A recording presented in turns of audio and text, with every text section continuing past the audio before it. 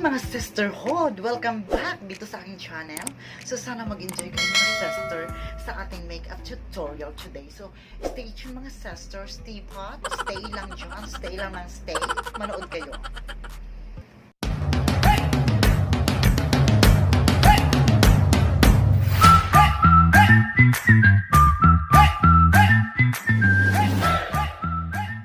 Hi mga seswa! Kumusta ang lahat? So gulat ka no? So, yun na nga mga seswa, papalapit na yung Valentine's Day. So, gusto ko lang aswangin lahat ng mga may ka-date ngayong February 14. So, gagawa ko ng panibagong look na kakaiba. Dapat horror tayo ngayong Valentine's Day. Lahat ng mga single, dapat aswangin natin lahat ng mga taken, mga mothers. So, today's vlog, kakaiba to. Wala lang. Gusto ko lang maiba. Gusto ko lang something new, something unique. Gusto ko ibalik yung Halloween special, mga mother. So, let's get started na mga mother. As you can see, meron akong kilay. Huwag niyong kalimutan gumamit ng toner pag nag-apply kayo ng inyong mga makeup kasi sirang-sira na nga yung face natin. Sisirain pa lalo natin, diba? So, ngayon mga mother, mag-proceed na muna tayo sa ating foundation. So, yung foundation na gagamitin ko mga mother is from Ding ding ding ding. This is from Maybelline Fit Me Foundation. Hindi po sponsored. So, gusto ko lang yung Maybelline kasi wala, maganda siya pag in-apply. Lalo na yung Fit Me Foundation. Ito. Maganda siya, mother.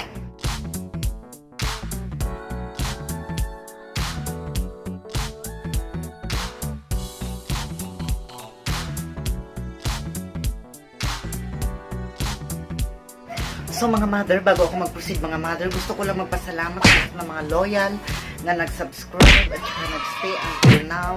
So thank you so much mga friend. Thank you so much mga friendship sa pag-stay at sa pag-suporta sa aking channel. So sana manatili tayong matatag at sana sama-sama tayong magtagumpay. And then, huwag kalimutan yung concealer lalo na dito sa ating under eye. Kailangan takpan natin yung mga di ka nais-nais dyan.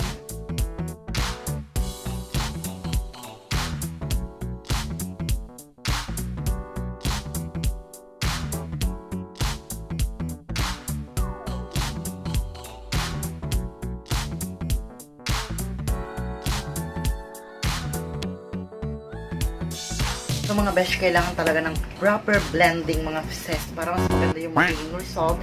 Talagang mas nakapit yung ating foundation at yung concealer na ating in-apply. So ngayon, kunting contour lang mga sis para mas ma-define yung ating cheekbone, yung ating nose line. So mag-a-add muna tayo dito sa nose bridge natin mga seswa.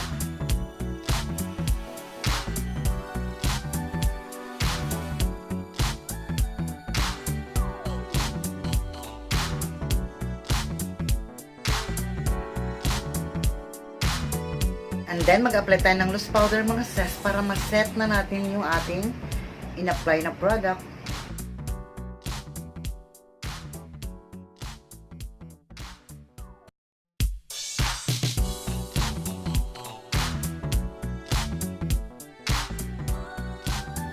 Sumukha na tayong aswang mga sis. So, wag tayong mag-alala dyan sis. Akong bahala dyan. So, ngayon sis, hayaan na muna natin yun na ma-set yung ating foundation na in-apply. So, mag-proceed na muna tayo sa ating eyeshadow. So, dito sa aking crease mga sister, i-combine ko lang yung brown at saka itong red color. I-combine ko lang din, i-apply natin dito sa ating crease.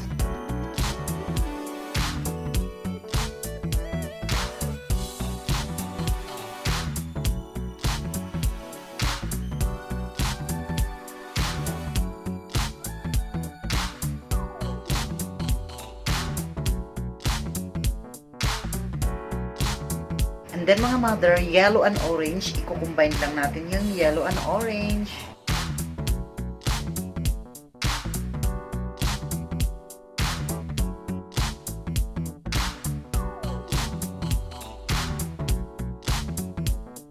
And then mag-add lang tayo ng konting gold dito sa baba.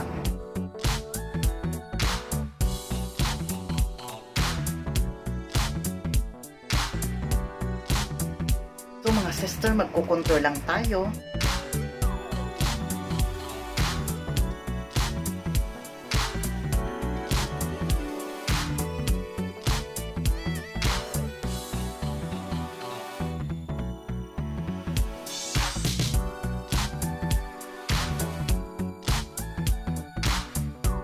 And then, let's proceed mga sister. Remove lang natin yung mga excess powder dyan.